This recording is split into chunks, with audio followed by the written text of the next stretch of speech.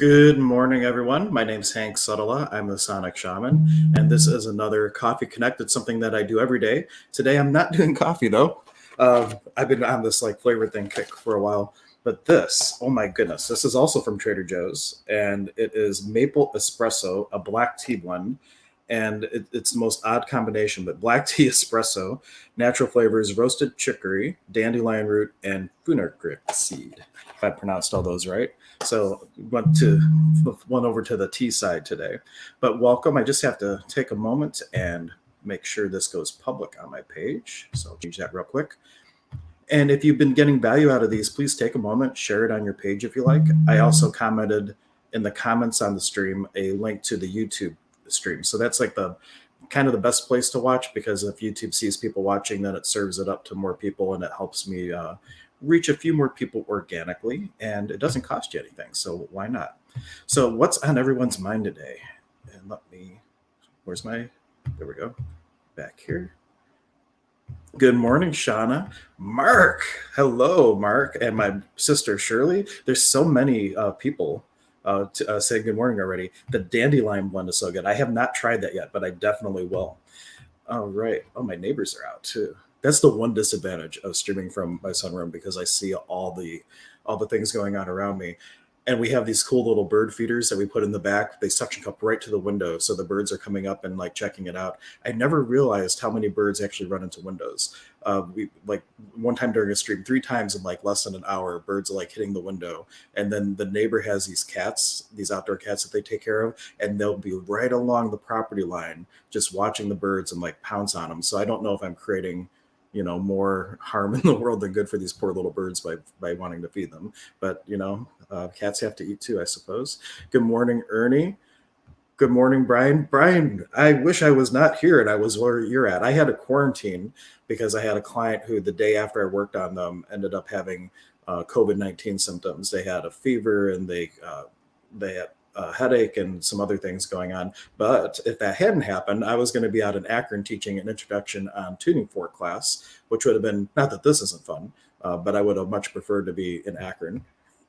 And Shada's saying, Mark, are you the YouTube guy? He is a YouTube guy. He's actually, Sean, why'd you? I know you've been doing some other things recently that involve film work. I don't know if that's on YouTube or not, but maybe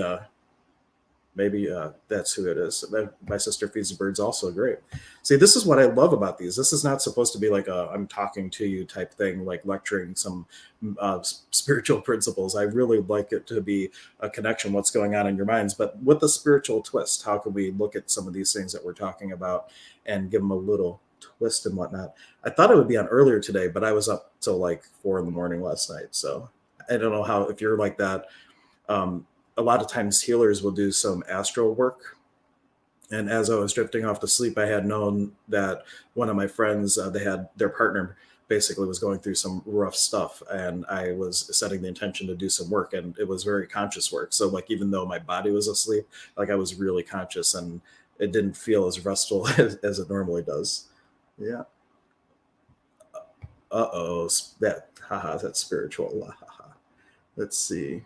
Shauna says she was woken up by a whistle in my dream this morning. Any take? Sounded like a cuckoo click, but an actual whistle. Sometimes a cigar is just a cigar. Perhaps it was just spirit trying to wake you up because it was time to wake up. And that's happened to me before. How many people have not set an alarm or anything like that, and you just happen to wake up at the right time to make sure everything goes smoothly? And sometimes for me, that it does come as an audible tone. It might not be a whistle that everyone can hear, but it's definitely not something that I'm hearing with my imaginary ears. It's actually with my physical ears. And for Shirley, watching birds helps her relax and get out of my own head. That is very important. Now, one tool you can use to get out of your own head, if you want a tool for relaxation, there's something called binaural beats. I talked about that a little bit on one of my first streams. I think actually yesterday's stream. And binaural beat is like your brain has different brainwave frequencies.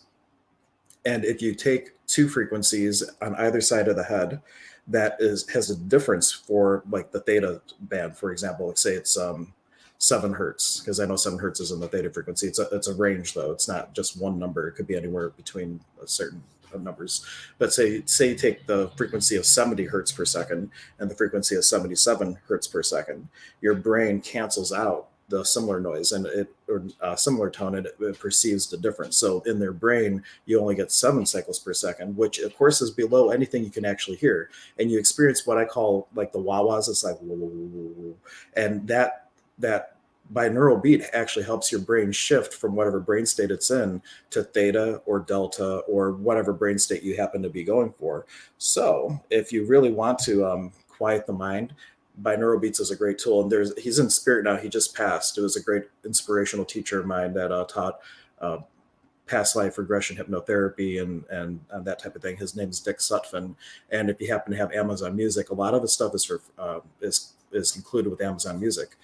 But he has like the best mixes of things because he has all these different tones. He has binaural beats underneath it all, and just puts together really good programs with a specific focus. So there's ones for like your life activation or for healing or all kinds of things. And then his ex-wife now, but Tara Sutphin, she did one that was like Atlantean healing techniques that had a lot of really good stuff. I don't know if that one's on Amazon at all. Adam says hi. Hello, Adam. I haven't seen Adam in like forever. I've seen Shauna a couple times here and there.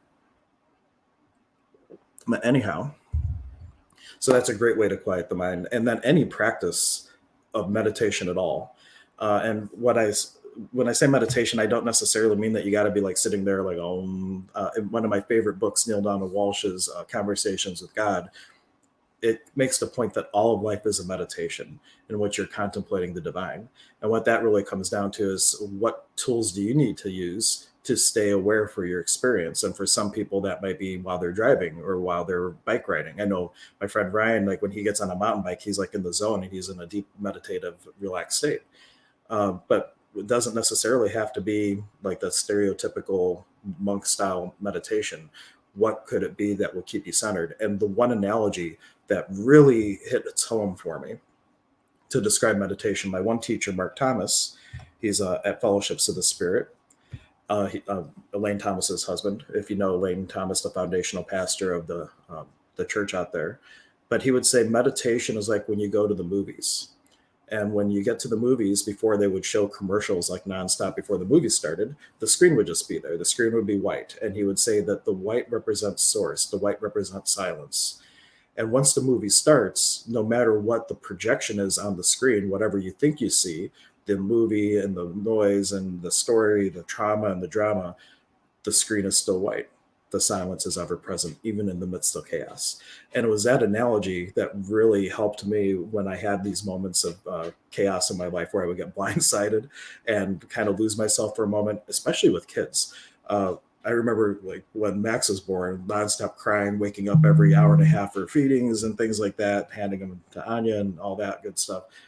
That remembering that the silence is ever present, to be able to touch into that amongst a crying kid, or when my one car got smashed because well, I used to live in Euclid. We lived on like a dead end street, and we had lived in a duplex. And some kids at the end of the street got in their dad's Mustang and decided to floor it to see how fast they could go, how quickly. And they lost control of the car. Their car came up off the road and smashed into my friend Dimitri's girlfriend's car that was parked outside of the garage, and then my car was next to it. So they hit it so hard that they pushed her car into my car and pushed my car like almost off the driveway. And so like there's this big crash, and I wake up and I'm just going back to sleep, and my wife's like, no, you should go check it out. Something happened, and I just still didn't think anything really happened of it. And then I go outside and I see the cars, and I'm just like, oh my gosh, like that somebody actually hit the cars, and that crash was like our cars getting smashed into. So we're about to call the police, but then I hear in the distance, I hear like this revving of an engine, and I hear it getting closer and closer and closer. And I look and I see that the bumper from their car that has the license plate was like actually on the ground, and they must have realized that they had left it. So I get in these bushes and I'm like hiding, Like, and I'm just like in my, I don't know if I was in boxer shorts and like just a white undershirt or whatnot, and I'm just like waiting in these bushes, and they like stop. The one guy gets out, he's about to grab the bumper, and I like jump out of the bushes like a crazy man. I'm like, I use some expletives that I won't use here because I'm streaming, of course. And they're like, dude, we were coming back, we were coming back. I'm like, yeah, you're coming back to take the evidence. You sit down and you wait for the cops or whatnot, and then I remembered that the silence is ever present. And I got centered. And by the time the police got there and they were asking, do you want to press charges? I'm like, no, that's fine. Like, they're in enough trouble with their dad. At this point, we just need the insurance information. And so I got blindsided big time, quite literally, over this life event, if you will, that it's totally out of the norm of anything you would expect to wake up to in the middle of the night. And then the whole thing with the kids and being able to go from a place where I was really angry and like they were doing something silly and they did all this damage and all that, to a place of, wow, they made a very interesting choice and their dad will take care of it. So it's all good. And Ramona saying, good morning. Good morning, Ramona. Thanks for joining me. She's out in the Akron crew as well. Anything else on your minds? I will be streaming.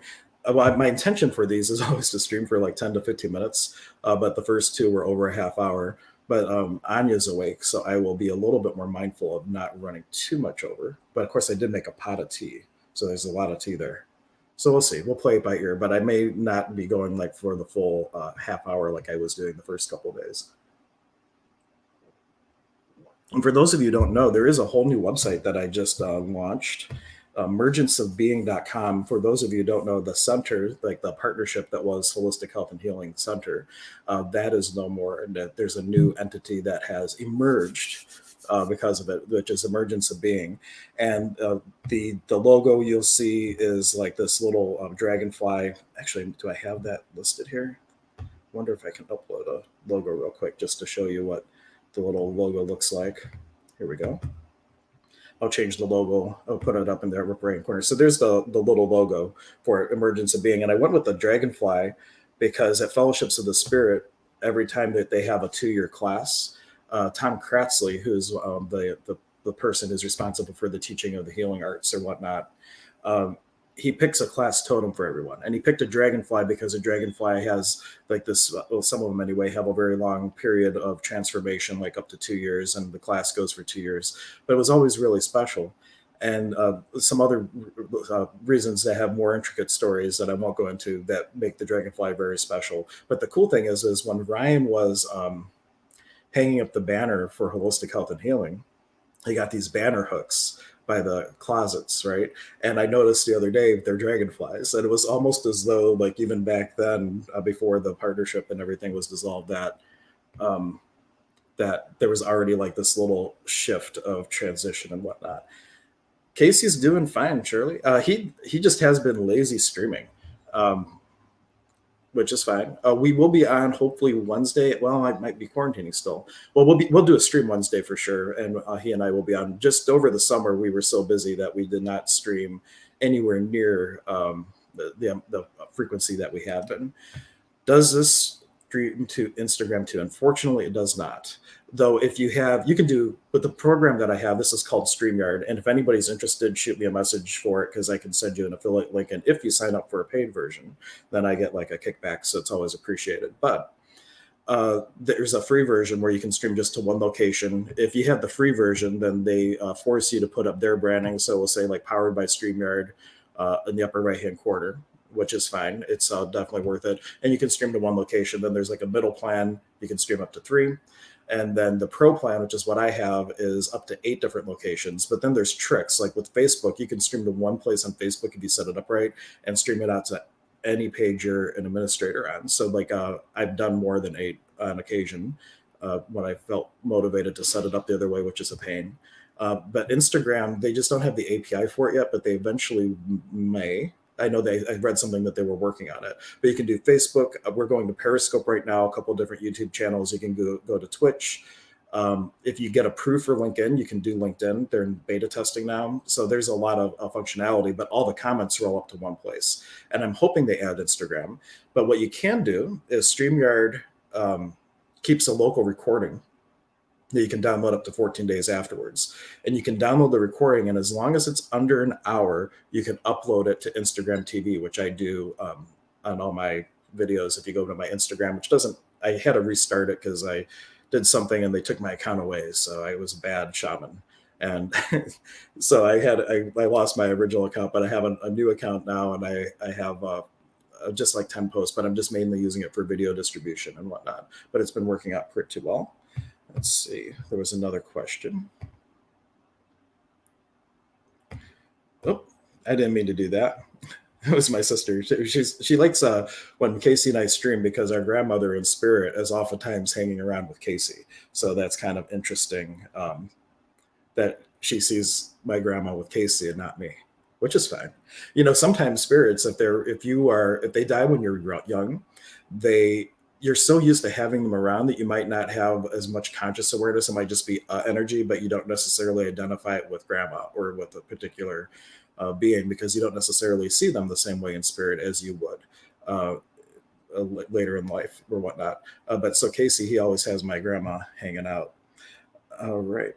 And yeah, Shauna, that's why I love it. All the comments in one place, and you have like options. Like sometimes, like this is really big comments or whatnot, but you can change it to minimal branding, and then everything's a little bit more streamlined, and it's not as big and pronounced.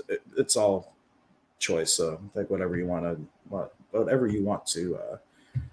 put up here. And he was bringing up the binaural beats in the Angel tuning fork set of 3. Which should I get? Let's see. I'm not sure if I get the question. Got binaural beat frequency in the Angel tuning forks. I don't know if they do a binaural beat. Well, they would definitely do a binaural beat, but whether or not it's a brainwave frequency would be a total second thing. Which should I hold up? I wasn't clear on the recommendation, the difference. I have to look them up to see exactly what the frequencies are. But here's the trick with binaural beats. Like usually with a longer tuning fork, when you activate it, if you're like tapping them together, you can audibly hear it across the room. You don't want that for binaural beats. You don't want to be able to hear the frequency of this fork in this ear. You want it only this ear. So typically you do like a real light knee tap, and it activates the fork just enough where you get that effect. Now the crystal tuners and the angel tuners are so short that it may be hard to get a hit on your knees that's not going to hurt your knee, but is also enough because it takes more oomph to get the smaller fork started. And you can definitely try it and see, but just take the two numbers at the frequencies are printed on there and subtract it. That is the binaural beat that it's going to create. And now all the brainwave frequencies are usually like 4 cycles per second. Epsilon is 0.5. Delta is in like the 8 range. I don't remember them all offhand. If it's in that range, it will help your brainwaves go there. There's also lambda, which is between like 100 and 200, which is more likely the case. If I had to guess, you're probably more in that range with the angel forks, but definitely worthwhile to see what it does for you. My favorite set, Brian Daniel Edwards came up with it. We call it the Master Theta set, and it's the 70 hertz. And in future sets, I actually made it a slight different one. There's an astro-mental frequency that's really good for psychic development. So I changed it, but I'm not supposed to tell anybody what that frequency is, so you can Google it. But but anyway, so you have like the 70 cycles per second and the 77 cycles per second. 77 is a master number. So you're getting not only the benefit of the binaural beat, you're also getting the benefit of the master frequency because of the 7/7. So that is why I like that. And when you make it with the astromental fork, it's still in the range, but the other one is a particular frequency that helps with psychic development. So that Master Theta set that we make is 2 forks that are creating the binaural beat for theta, where you're more receptive to receiving information from spirit, as well as the master number and the astral mental number. So it's kind of like a trifecta of awesomeness. He is so good too. Yeah, and Shauna does do a lot of streaming. If you want me to, if you want to plug your group, just put in a comment and I'll bring it up. If I know, I think you are promoting it, but I wasn't sure. But she does amazing live streams. She's recently been doing these marketing live streams where it takes I'm going to use different terms than Shana because I process it differently. So there's a concept of Osho, which is a Indian nature mystic, called blue ocean and red ocean. Blue ocean is where things are peaceful and where things are done for the space of possibility, and it's a place of oneness, that there's enough abundance for everyone, etc. So all the work you do in business is all blue ocean. Red ocean is there's separation, there's scarcity. We have to be cutthroat. We need to steal their customers. We need to do everything we can for the sale. The person doesn't matter, the sale matters. That's like red ocean thinking. And so she's taking marketing concepts that were very red ocean in a way and have brought it in increased its vibration and spun it, not spun it, that's a bad word, transformed it into blue ocean. So it's really, really cool stuff.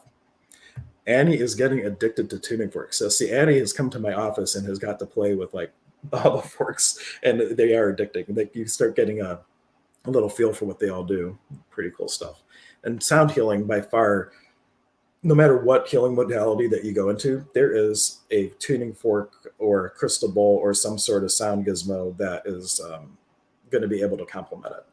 Absolutely. The angel forks are from the Solar Harmonic set from Dr. John Boyu, and that's all based on the earth frequencies. And the higher ones, it's like a really high octave of an earth frequency, and then so it's a C 4096 hertz, which is like energetic sage. That's even in Ghostbusters. If you watch that scene with Peter Venkman and he's playing the piano, those really high pitched notes, and he's like, they hate this, right?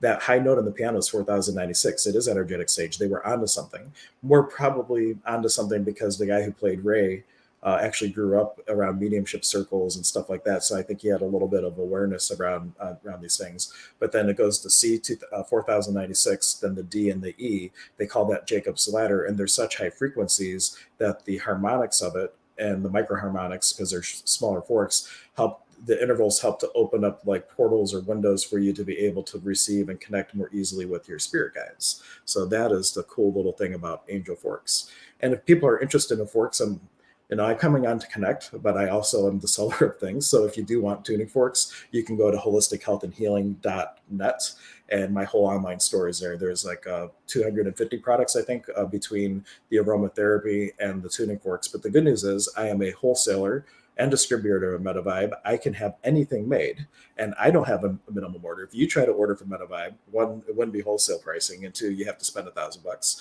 I don't have that problem. So if you need anything at all, I'm your go-to person for anything tuning fork related. Mark is my first joke from Mark on my own little stream. May I use the fork that I eat with as a tuning fork? Asking for a friend. Ironically, you can use it energetically for healing work. There is a technique where you have an ancestral entanglement. Now, normally you do this with a piece of wood, but you could do it with anything like that. And you basically get one or more stones, and you assign each stone to an ancestor that you feel that you're working with. And so say Aunt Mabel was had a lot of negativity while you were growing up or whatnot. So you think of Aunt Mabel, you hold the stone in your hand, and you think and think and think, and you're really bringing up the energy of how you feel with and when Aunt Mabel was alive and all that. And with a sacred breath, what we call pakui, you blow it into the stone. And then, while being facilitated to do this, because the shaman walks you through it normally, you take that stone and you place it somewhere around you, or if you're a shaman, you would place it around your mesa, and where it is. And but by where you place it, it shows like, okay, energetically, how much influence is this ancestor spirit still having on someone? If it's really close to the energy field, they're still having a big influence. If it's outside of the energy field, maybe not so much. Now, if it's really close to the field, there's a process where you have the person with a stick or a fork or something like that go and get all the cords, all the places that you're entangled with the ancestor, and start to wind it up like spaghetti on a fork. That's why it's like, I always take Mark's jokes and I spin them, pun intended, to some sort of possibility for a teaching point. But it's like you use it to energetically get all those cords and get them out of you. And then the shaman does like a journey process where they go to that ancestor and say, hey, just want to give you a heads up. We're about to cut the cord. You're not going to have the same relationship that you've had with the person, your influence over them and being able to whisper at them and encourage them to make choices that you would like versus what they would like. That is coming to an end. And energetically, you woo them a little bit, you bring them some energetic chocolates, flowers, like you really give them a gift of energy, something that's going to help raise them up. And then when you cut the cord, that spirit isn't going, oh God, what happened?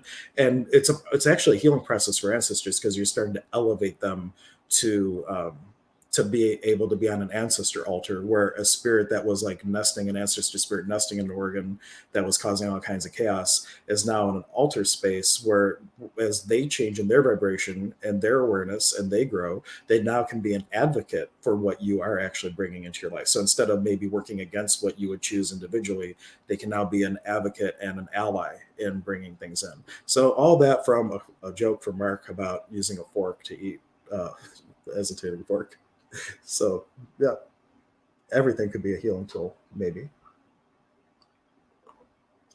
almost anything. About more at 25 minutes. We'll go 5 more minutes. I'll end on a good note. I'll play my flute for a song before I go, because I always like to incorporate something musical. So I have my beautiful uh,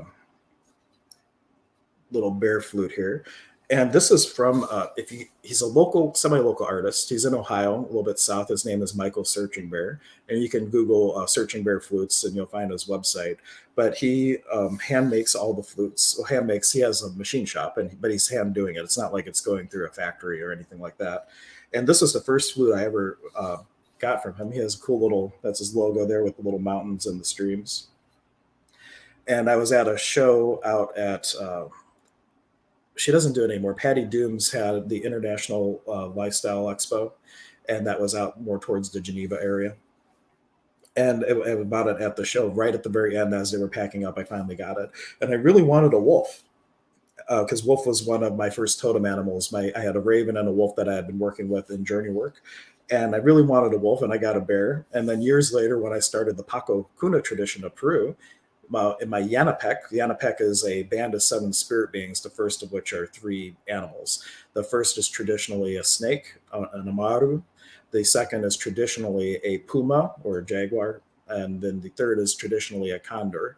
But my middle one, is a bear. So it didn't have any relevance then. But all of a sudden, in this other tradition, I had this dream where me and the entire apprenticeship group were all in like this cave on the sacred mountain and all this. And I was walking alone in the woods on the side of this mountain, and this bear comes out of nowhere. And in the moment, the dream was so real and vivid. Like, I had this moment of anxiety, like, oh God, what am I going to do? And then I had the calming effect. Oh, it's all good. This is all okay. And the bear came up, standing on its hind legs, placed its paws on my shoulders, and placed its nose right up to my third eye. And ever since then, I've had the bear as a pretty cool totem animal. So, last call for any questions or comments before we wrap up with my delicious tea. And if you missed it at the beginning, if you have a Trader Joe's by you, I almost didn't buy this. Maple espresso just did not sound appealing, but they have never led me astray with their unique flavor combination. So I bought it, gave it a go, and it might be my new favorite thing. So we'll see. Cool. So let me go ahead and switch my banner. If you want to find out more about me, you can go to emergenceofbeing.com under contributors. There is I should put my logo up there too. There is a link with all the stuff that I do, and links to schedule appointments and all that. I'm about to redo hanksetala.com. That's the only reason I don't direct people there. I put a lot more effort into the new website here, and my design skills came to a whole new level. In fact, I have two people that I'm going to be building websites for. Not something I ever thought I would be doing, but I have a knack for it. So, but anyway, I will go ahead and play a little thing on the flute here, and then I will call a wrap. And I will be back probably tomorrow. The only time what I will commit to you all is if I don't stream on a particular day, I'll at least schedule the stream for the following day, because life happens and maybe something will pop up or whatnot. But my intention is to come on even for a little bit each day. Maybe not, Mark. He's really going for his little jokes here. But here's a little. We'll see what comes through. It's not a song I know. I'm just going to play and see what happens.